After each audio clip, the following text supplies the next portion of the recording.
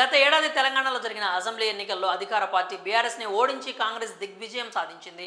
కాంగ్రెస్ ప్రభుత్వం అధికారంలోకి వచ్చి సీఎంగా రేవంత్ రెడ్డి పాలనా పగ్గాలు చేపట్టారు. నాటి నుంచి ఎన్నో కీలక నిర్ణయాలు తీసుకుంటూ దూకుడును కొనసాగిస్తున్నారు. ప్రతిపక్ష నేతల సవాళ్లకు ధీటుగా సమాధానాలు ఇస్తున్నారు.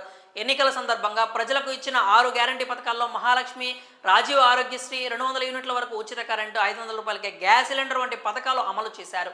రైతులకు 2 లక్షల వరకు రుణమాఫీ కూడా చేశారు. తాజాగా రేషన్ కార్డుదారులకు తెలంగాణ సర్కార్ తీపి కబురు అందించింది. కుటుంబాల నుంచి వేరుపడిన వారు, పెళ్లిళ్లు చేసుకున్న తర్వాత పిల్లలు కలిగిన వారు, అత్తవారింటికి వెళ్లిన ఆడపడుచులు కొత్త రేషన్ కార్డుల కోసం ఆశగా ఎదురుచూస్తున్నారు. ఈ క్రమంలోనే రేషన్ కార్డులో కుటుంబ సభ్యులను, ఇతర వివరాలను నమోదు చేసే అవకాశం కల్పిస్తోంది. అంతేకాదు రేషన్ కార్డులో ఏమైనా మార్పులు చేర్పులు సైతం చేసుకోవచ్చని తెలిపింది. ఇందుకోసం మీ సేవా సెంటర్ల వద్దకు వెళ్లి కావాల్సిన ధృవపత్రాలు అందించాలి.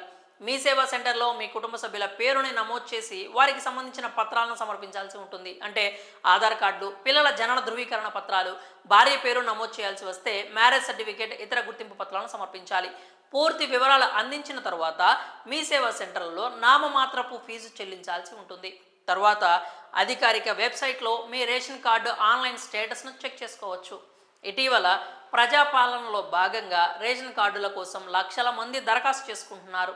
త్వరలో కొత్తగా 15 లక్షల రేషన్ కార్డులు మంజూరు చేస్తామంటూ రేవంత్ సర్కార్ చెప్తోంది. ఇది ఇలా ఉంటే ఇటీవల తెలంగాణ రేషన్ కార్డుదారులకు గుడ్ న్యూస్ చెప్పారు మంత్రి తుమ్మల నాగేశ్వరరావు.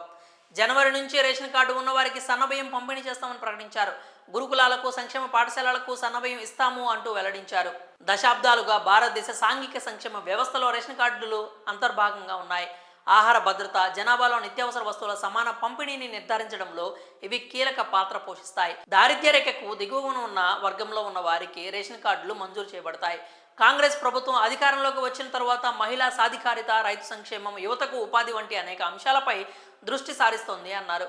మొత్తానికి ఎప్పటి నుంచో తమ కుటుంబ సభ్యుల పేర్లు నమోదు చేసుకోవాలని ఎదురు చూస్తున్న వారికి ఇది బంపర్ ఆఫర్ అని అంటున్నారు. ప్రస్తుతం రేషన్ కార్డులను వీలైనంత త్వరగా సరిచేయాలని ప్రభుత్వం అయితే కోరింది.